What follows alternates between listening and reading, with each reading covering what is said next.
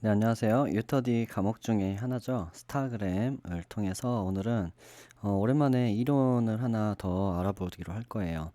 이전에 봤었던 원소에 대해서 하나하나 정확하게 이해는 되셨나요? 그 원소들이 그 하나씩 MBTI하고 비슷한 부분들이 있었잖아요. 그래서 E는 바람 이런 게 있었는데 이 원소들을 이렇게 대입해서 정확하게 알았다면은 그 다음에 우리가 할 일이 또 있습니다. 여기서부터 좀 더 깊이 들어가면서 이제 좀 활용의 용도가 생긴다라고 생각을 하시면 되겠는데요. 먼저 저번 시간까지 4개의 영상을 통해서 했었던 원소들에 대해서 먼저 그 정리를 같이 해보는 시간을 먼저 가질게요. 어, 그 MBTI에서는 ESTJ, 그 다음에 INFP 이렇게 8가지가 있었고요. 이거를 스타그램에서는 각각 무엇으로 표현했는지 한번 맞춰보시기 바랍니다. E는 바람, S는 불, T는 나무, J는 쇠, I는 흙, N은 빛, 그다음에 F는 바다, 그다음에 P는 물이었어요. 이걸 잘 기억하고 있어야 되는 이유가 뭐냐면 이걸 영어로 풀어내자면은 굉장히 어려운 부분이 있지만 굉장히 MBTI와 비슷한 부분이 있는 스타그램 중에 원소 부분은 MBTI를 모든 걸 설명해 주거든요. 원소만 가지고도. 근데 어 MBTI의 그 영어적인 풀이로 들어가면은 되게 어려워져요. 그런데 우리 한국 사람들, 우리들이 이해하기 쉬운 방법으로 이런 원소들의 자연적 그 현상에 의해서 우리가 많은 것들을 기억할 수 있고 그때그때 상황에 맞게 대처할 수 있기 때문에 이 부분들을 이렇게 치환해서 우리가 기억하려고 노력을 하고 있습니다. 자, 그러면은 하나씩 해볼게요. 이렇게 성향들이 나오면은요, 이제 조합을 하기 시작해요. 이거를 스타그램에서는 원소 결합이라고 합니다. 근데 이 원소 결합이라는 것은 아무거나 그냥 막 하는 게 아니에요. 예를 들어서 바람과 나무를 가지고는 원소 결합을 할 수가 없습니다. 바람이 결합할 수 있는 거는 여기 두 번째는 불과 새. 이게 MBTI에서도 마찬가지입니다. 그게 왜 이렇게 서로 조화가 이렇게밖에 안 되느냐라는 원론적인 부분은 너무너무 깊은 내용이기 때문에 그냥 조화될 수 있는 부분이 정해져 있다라고만 생각하시면 돼요. 근데 그거를 쉽게 기억할 수 있는 방법도 있지만 오늘은 크게 원론적인 내용들을 먼저 설명을 드리겠습니다. 그래서 이렇게 조합을 하고 원소를 결합시켜서 알 수 있는 부분이 뭐냐면요. 조금씩 해볼 건데 자, S 같은 경우는 먼저는 여기 가운데 부분으로 가셔야 돼요. 가운데 심장부터. 심장이라고 생각하면 되는데 요 S는 처음에 볼 때는 이 두 번째 게 아니라 얘를 봐야 돼요. 얘. 그래서 불하고 쇠 이렇게 조화가 이루어진다고 생각하시면 되겠습니다. N 같은 경우는 바로 다음에 있는 얘나 얘랑 결합을 합니다. 그래서 원소 결합이 이렇게 규칙에 의해서 정해진 겁니다.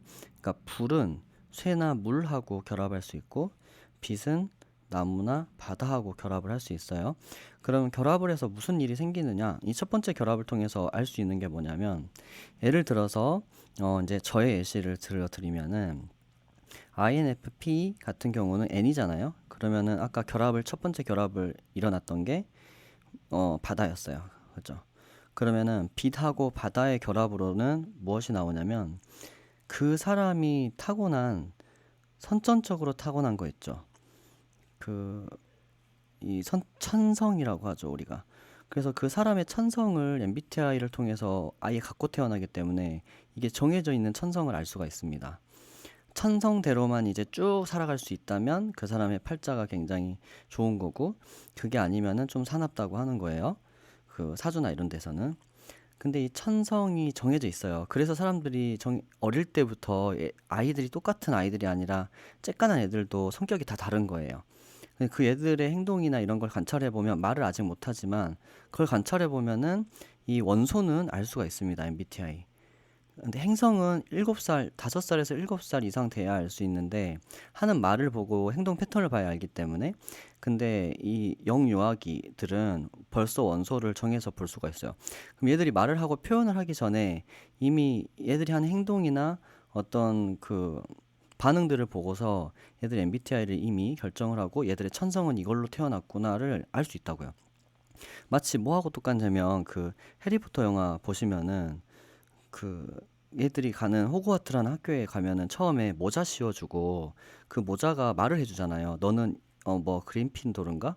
뭐 너는 이런 데로 가고 너는 여기로 가야 돼. 반을 나눠주잖아요. 천성에 의해서. 그 천성이 이 해리포터에서만 적용되는 게 아니라 실제로 여기 그 스타그램을 통해서 우리가 현실에서도 할 수 있어요, 사실은. 제가 이걸 해본 바로는 정확도가 정말 높습니다. 근데 우리가 이거 천성을 처음부터 모른 채로 살아가는 걸 일반적으로 생각하다 보니까 이런 혜택을 누리지 못하는 것 뿐이죠. 근데 그 와중에도 이 혜택을 먼저 누리고 먼저 이제 인생에서 우리가 삶에 있어서 좀 좋은 고지를 선점하고 있는 사람들도 있겠죠. 그래서 이 영상을 통해서 여러분들이 그 주인공이 됐으면 좋겠습니다. 근데 천성을 알면은요, 이게 정해져 있는 거기 때문에 나도 모르게 그렇게 하게 돼요. 그래서 요 천성을 일단 알 수 있다는 거. 그 다음에는 어떤 걸 조합하냐면 천성을 이미 알았잖아요. 그러면 내가 뭐 어떤 사람인지가 정해져 있는 거예요. 근데 천성대로 못 살게 되면은 다른 것들을 이제 하나씩 입기 시작합니다. 갑옷이나 옷을 입듯이. 그러면서 자기만의 독특한 개성들을 만들어 나가는 건데 일단은 내 천성은 정해져 있기 때문에 그건 알고 넘어가는 게 제일 좋겠죠. 어쨌든 천성이 딱 정해지면요. 그 다음 조화를 우리가 또 부려볼 수 있는 게 S 같은 경우 그 요 불 같은 경우는 이제 두 번째 있는 나무와 바다와 결합을 시킵니다. 이것들을 결합을 시키고 N은 똑같이 빛은 똑같이 바다하고 나무 똑같이 결합시켜서 나와요. 그러니까 이 한 번 결합해서 두 개가 나오고 그 빛 같은 경우는 불 같은 경우는 한 번 결합이 하나씩 나오기 때문에 얘들하고 한 번, 근데 얘들하고 한 번 이렇게 결합을 해주면 돼요. 천성이 나온 다음에는 이제 우리 인생을 생각하시면 되는데 내가 어떤 천성을 타고났는지를 가지고 그걸 토대로 이제 뭘 하냐면 성장을 해 나가잖아요. 그러면은 내가 그 성장을 하나씩 이루어 나갈 때 가장 중요한 게 뭐냐면 결국에 우리 사람은 어떻게 만들어지고 인생이 결정이 되고 성공과 성패가 나뉘어지냐면요. 동력, 나에게 필요한 동력을 충분히 공급받은 사람들은 그 동력으로 인해서 발전을 빨리 해요.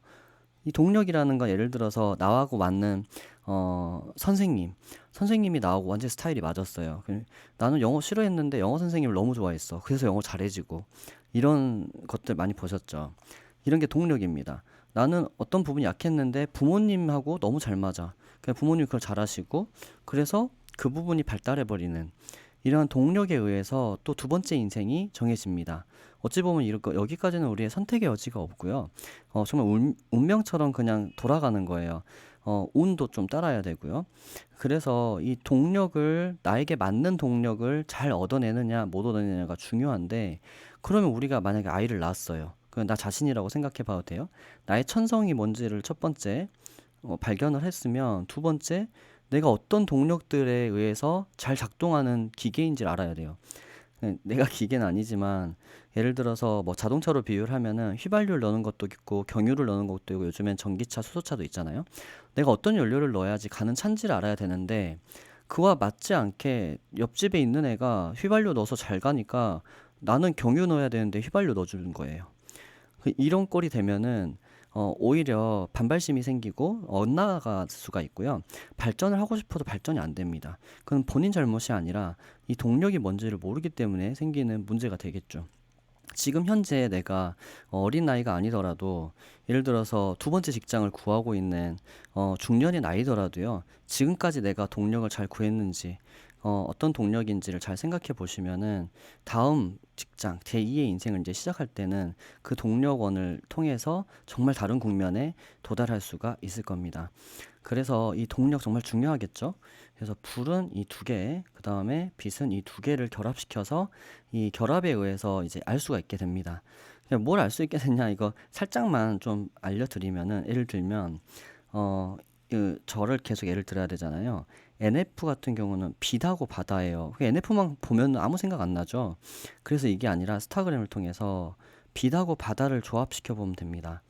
그냥 바다에 이거 자연적인 거예요. 바다에 빛이 비치게 되면 많은 S들은 생각할 겁니다. 그게 뭔데? 어째서? 그게 뭐 어쩌라고? 근데요, 이 빛의 바다 이걸 보면서 이 반짝거리는 걸 보면서 보석 같다고 하고요.